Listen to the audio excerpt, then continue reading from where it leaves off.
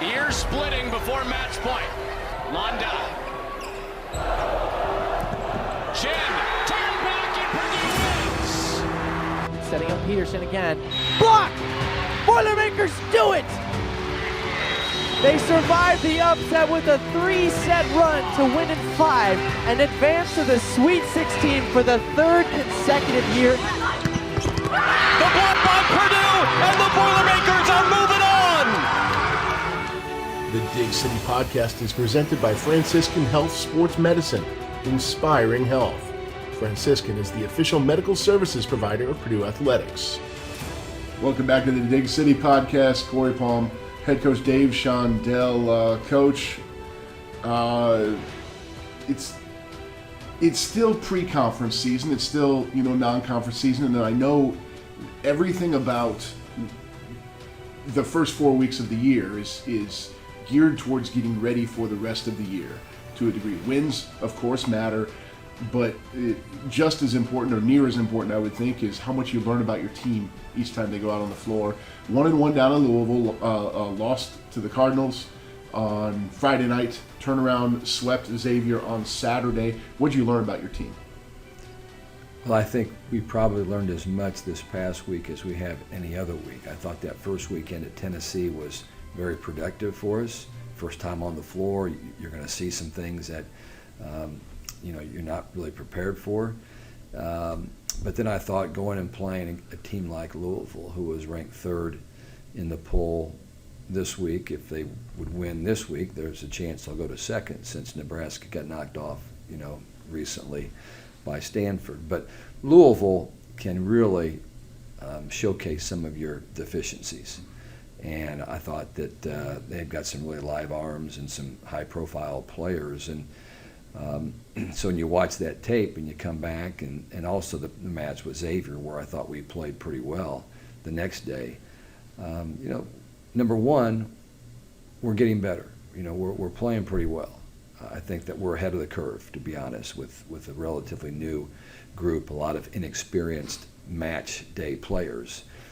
I can't help but be pretty pleased with where we are. I mean, we're going to contend. We're going to be able to compete, I think, in probably every match that we step on the floor. And it just comes down to how well we execute and how tough we are, whether we win those. But we saw some blocking deficiencies in some of those matches, because all of a sudden, instead of playing teams that have maybe 1 or 2 big-time hitters in the front row, they were having 3 hitters in some rotations, with also either Chaussee or DeBeer coming out of the back row, and or 2-hitter rotations with a setter that's live, that was very good offensively, that scored some points on us. So we learned also, Cory, that we play well enough to win probably all 3 of those sets, but we had a spurt in each match where we gave some points away, or Louisville just played a really, really good made a really good run, and we didn't have an answer for it. Yeah. And if we eliminate some of those,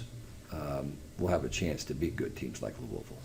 Up pretty big near the end of set 3, and you saw a lead evaporate. A 6-point lead evaporate like that. That speaks, of course, to Louisville's talent, but also, was there some shakiness in the attack? Was it just the block was too no question. Volleyball is a sport of momentum, and the focus, of course, and I told our team this, not just trying to make them feel better, but it's just an honest appraisal. We made a run right before that where we outscored them about 8-2. All right, no one's talking about that. True. They're talking about the run that they put together. And during that stretch, we actually took 3 or 4 really good swings that could have ended that match. They made some great plays. They got some deflections on some blocks, and they had a really good rotation. It was not our best rotation. Eva was in the back row. Raven had just got done serving. She had kind of led us to that with some really good serving and put some pressure on them. She's out of the game. So 2 of our better arms were not in the contest. So we don't want to get stuck in that rotation. We have to do a better job with the personnel we have in that rotation to get out of situations like that. But again, I give a lot of credit to Louisville. Yeah. They're a really good team, and they have virtually, 7 of their top 9 back. We have 2 of our top 9 back. Right. So that makes a big difference when you get into those matches 3 weeks into the season, and we hope that maybe we'll catch them again down the road at tournament time. Absolutely. I know Monday at your weekly press conference, you were very complimentary of the back row play thus far this season. I know coming into the season, 4 individuals is kind of a small grouping for any Right. position grouping at this level, but they've really stepped up across the board. Well, I think, one, they were ready. You've got some veteran players there with certainly Skimmerhorn in her 4th year, Ava Torrance in her 4th year, Emily Brown, 1st year here, but her 3rd year after playing 2 years of libero at Missouri. And then you have Allie Hornan, who came in here highly regarded, a top 20 recruit overall in this country. And she's really stepped up this year and is covering a lot more ground and just playing really steady. And part of that is they're getting a lot of reps. We only have 4 of them. They're getting, normally we have 7 or 8. Yeah. And so now those players are getting more reps. They know that they're going to be in it to win it. And so I think that there's a responsibility and accountability that they're carrying right now.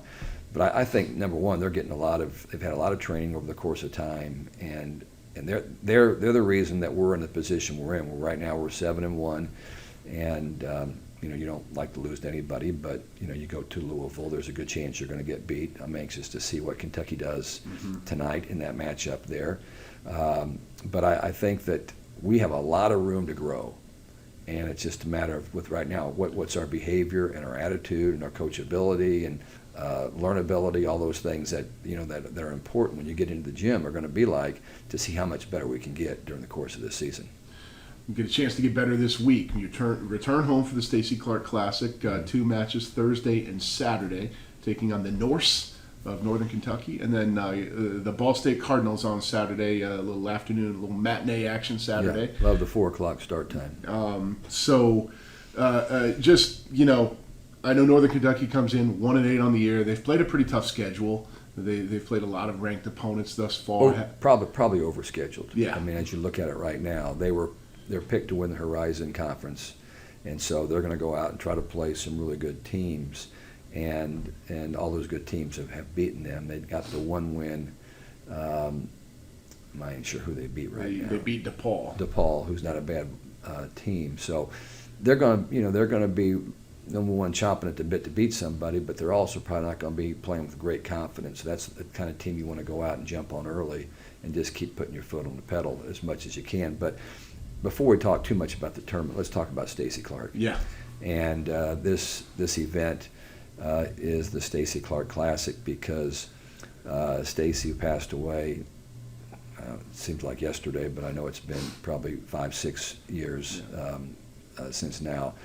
Was the most kind and sweetest woman that I've ever known. And from the day that our staff got here 20 years ago and to the day all of our players arrived, whenever they got to Purdue, she would be the first person to welcome them. And she was always around our program, as was she around the women's basketball program and some other programs. She gave to all athletes the best that she could, but she was this kind and caring soul that really helped our players get comfortable here. And she would take pictures, and she would do all kinds of things, ran our booster club, all those kind of things, which is no longer even intact, by the way.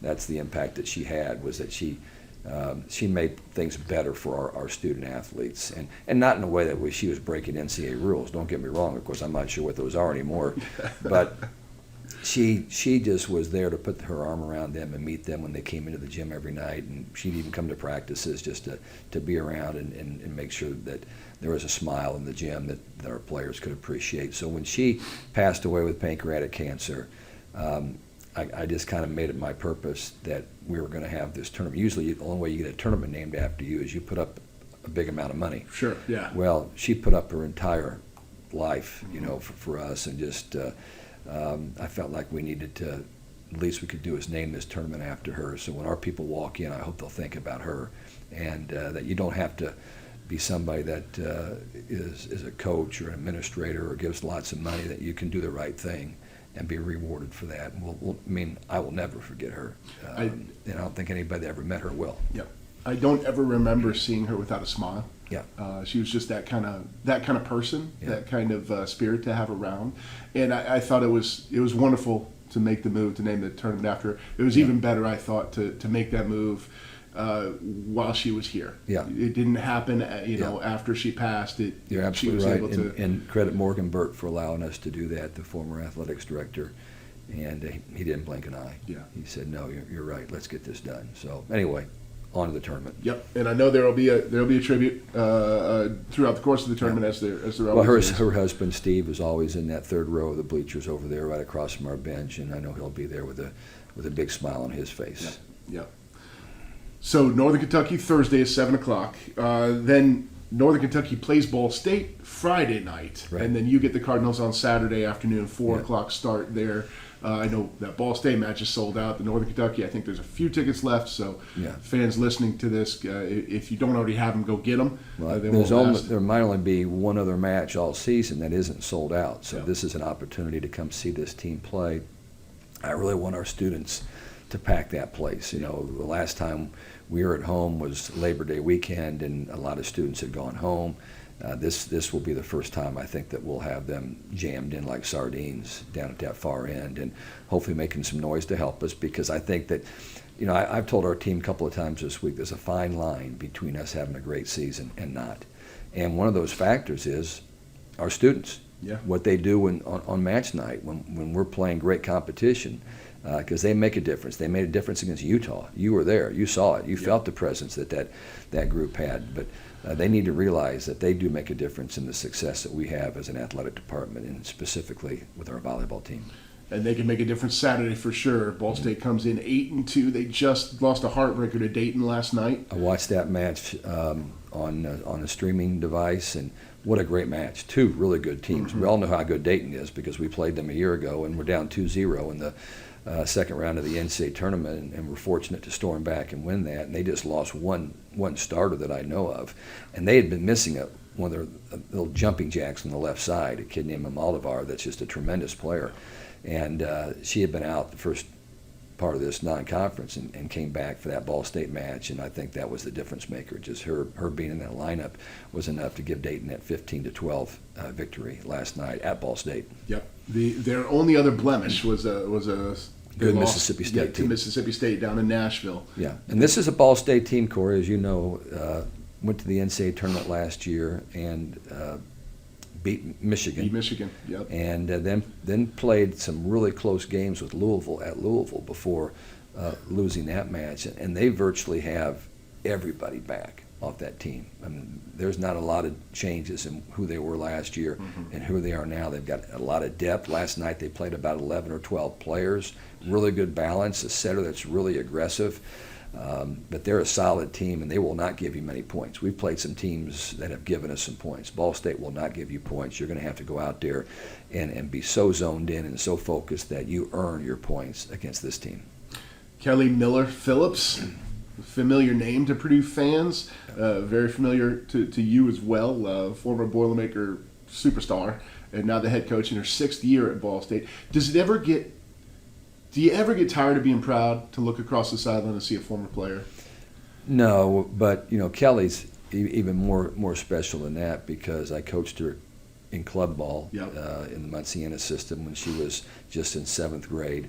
I coached her 2 years at Muncie Central High School on a state championship team, and a team that was good enough to win it but did not. And then basically she was the first person to tell me that she would come play at Purdue for our staff and for the Boilermakers before I even landed here at Purdue. So, and then she started 4 years for us, some as a left side hitter. That was back when we were kind of rotating between left side and libero between Brittany Dildine, who's now at Wisconsin, and Kelly Miller, who's the head coach at Ball State. And that's two good people to have in that situation. They were a little undersized to play on the left side, but they could swing and put balls away, and two of the greatest competitors of all time that have played in this program. But Kelly has done a great job of taking over from my brother Steve. She was an assistant for Steve at Ball State, and then when Steve retired, Kelly has taken over and actually made that program better. They've just really excelled here lately, and this may be as good of a team as they've had in a long time. The Dig City podcast is presented by Franciscan Health Sports Medicine, inspiring health. Franciscan is the official medical services provider of Purdue Athletics. Now back to the show. Coach, now that we've reviewed last week, we've previewed this week, let's take a whip around the Big Ten, sort of the state of volleyball right now. 5 Big Ten teams in the top 10 again this week, including you guys rounding out the top 10. And Penn State, what were they, 11? Penn State's 11. Yeah, that's right. There's 7 in the top 25. There's 2 more receiving votes. Like it's what it always is. Fun for those that aren't coaching in right. the Big Ten. Not as much fun for those that are coaching, because it's going to be a pretty dramatic night every time you step on the floor, and a lot of preparation. It is, and you get ready for Big Ten play starting next week. With Minnesota, by the way. Right. Yeah. Might as well, right? You might as well face the Gophers out. No, it's a really strong league, and our fans, number one, they're already accustomed to that. But if not, they better get used to it, because when you start looking at the young players that are in this league, and then you go beyond the surface of who's committed, to come to the Big Ten schools, it's ridiculous. It's absolutely ridiculous. And I think we're keeping pace with our current freshman class. Obviously, Eva Hudson is as good as any freshman in the country with what she's done so far. And then you look at a group we can't talk about yet that's coming in after that, which I believe was ranked 3rd recruiting class in the country by some organization. So, we're keeping pace. Then it comes down to what can you do in the gym. But when you look at the Big Ten right now, I mean, Nebraska was the top-ranked team, but they got knocked off by Stanford last night. They're still feeling things out. They're trying to figure out what system they're going to play. They played some 5-1. They played some 6-2. The individual they thought was going to be their starting setter has not been playing that much because of, I think, a little bit of an injury. And so not a huge surprise that they got beat, but getting beat at home by Stanford was a little bit of a surprise to me. But yet at times you could see how good Nebraska can be. And then after that, I think Wisconsin is the next ranked team, and they dropped one early. I want to say to Baylor, if I'm right. And that was at Baylor, and probably right out of the gate, new setting situation for them. They've had Hilly for 5 years after they had another great setter for the 4 years before that. So now they've got new people in place there. A lot of different talented players that I think Coach Sheffield's trying to put the pieces together, but they've been playing much better. I watched them play Marquette a week or so ago, and they looked really good to me in that particular match. And they've got a big one with Florida this Friday, where they're trying to break the national attendance record for a regular season match, and I think they'll do that. It's at the Kohl Center, and I think the record was just broken at Creighton. When Nebraska played at Creighton, they had over 15,000 people. So I think that's the number that they're trying to beat, and I'm guessing that they probably will. What a great time for volleyball in this country. The attendance numbers are jumping through the roof all across this land, and so we're excited about that. And then Minnesota, I think, is the next team, or Ohio State. They're both right there. Ohio State, Minnesota, they're flipped. And Ohio State's got the veteran team. They started out playing some really tough opponents, Texas, but they played them back-to-back nights and lost both of those. And then I think lost to maybe, was it San Diego that also beat them before they turned it around. Now they've beaten 3 ranked teams in succession. But they have more experience than anybody. They're kind of like our team was last year. But unfortunately, there were a lot of teams like us last year in this league that had a lot of people back. But Ohio State has got more back in place than anybody else, with a great setter. And they kind of feel like this is their year to really make some noise. Then Minnesota, who is our first match of the season, position by position has as much talent as anybody in the country. They got help with some transfers and a good freshman recruit in the middle. They got a 6'7" freshman, Calvin Booth's daughter, that played basketball at Minnesota, for those of you that are old enough to remember. His daughter is going to be an exceptional player. They've got a veteran setter, Shaftmaster, out of Newcastle, Indiana. Really good pin hitters. They're very talented. So that's kind of the 4 that right now are perched at the top. And then, we're ranked 10th, but we're not the 10th best team in the country right now. I'm just being honest with you. I think, can we be at the end of the year if things go well? Yeah. Sure. But right now, I think we're still living on a good couple of years in the past, and I think we're a top 20 team if we're playing well. And then also Penn State, who had the great week last week. Penn State beat Stanford in a tournament that was played at Minnesota. It was a Big Ten Pac-12 challenge, and they beat both Oregon and Stanford. So that kind of opened some eyes up and shot Penn State from where they were about, 19th in the poll up to about 11th. They took the biggest jump of anybody. So I think that gives us 6 right there before you get into Illinois, who I think was 25th in the poll. They've lost a couple this year. Then you got Northwestern and Michigan.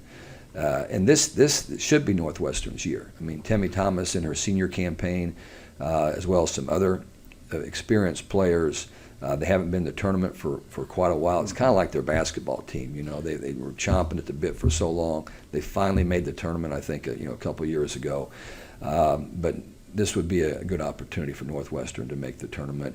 And then you haven't even talked about Maryland or Michigan State or Indiana or Iowa and Rutgers, the people that remain. But every match is going to be crucial this year. And what your schedule is, the way they do the Big Ten schedule is you're going to play 7 teams twice and 6 teams just one time.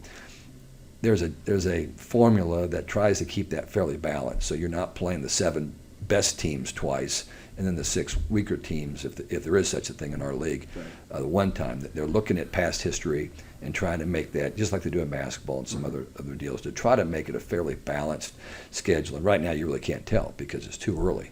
I just know when I look at our schedule, it looks pretty tough. It looks pretty tough. Because there's a lot of good Big Ten teams on it. But that's just kind of a go-around real quickly. At the Big Ten, it will be more competitive than ever. And that's why we're trying to build that mentality with our team, that you have to win the close matches and you have to be really tough. How is the mentality with the team right now? I know you're closing in on first month of the season, couple weeks of training camp before that, but with such a large group comparative to the last couple of years of newcomers and fresh faces, how are they doing? Well, I love the team. It's a great group to walk into the gym with and coach. They want to get better. They listen. They care about each other. They love each other. They just lost their first match last weekend, so that's kind of a wake-up call, which is good, which is what you need. But for health reasons, we did not have everybody in practice, and we did not have everybody.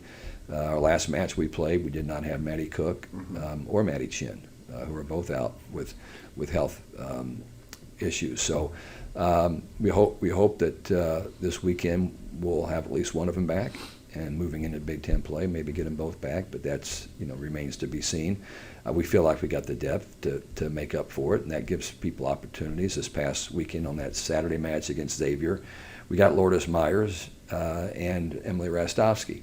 Some good playing time in the right side position, and neither one of them have played a bunch of right side. Lourdes is more of a middle hitter, but she can play in the opposite position, and Rastovsky has spent most of the time in the left side, but a lot of time this year in the right side spot, but really hasn't played much. She was a redshirt last year, and this is her first year, and hasn't had a lot of mop-up time to play, but she got some real quality time against Xavier, and she had a really good match. That's good. Yeah, I didn't want to let this week go without mentioning Emily got her first start, I believe, and a lot of PT against Xavier. So that you never know when that's going to come in handy down the. And she was ready. Down the road. And she'll be ready again if she needs to go this weekend. Boilermakers take on Northern Kentucky Thursday, 7 o'clock. If you can't make it to the gym, and tickets are still available, so get out there. There's a few left. If you can't, both matches this week, all 3 matches actually, be on Big Ten Plus. So Ball State and Northern Kentucky can watch their match Friday night as well. Good. And then 4 o'clock Saturday afternoon, you can watch the Boilermaker football team at Syracuse at noon. I know that kickoff time sort of helped determine your start time because you wanted fans to be able to enjoy both. Yeah, and that we know that people are interested in all of our Purdue sport teams, and so we wanted to make sure we weren't conflicting with football. common sense would indicate that you don't want to play at the same time if you want to fill your gym. And that's what we want to do. And obviously with a sellout already in place, that we're going to have a great crowd. You know, the people from Muncie will travel over here for that match, so it will be fun to see some familiar faces from 20 years ago show up over here. But it should be a fun match, providing our team goes out and plays well and we win. Can't wait to see you, Coach. Good luck this weekend, and we'll catch you next week on the Thanks, Cory. Boiler up. Boiler up.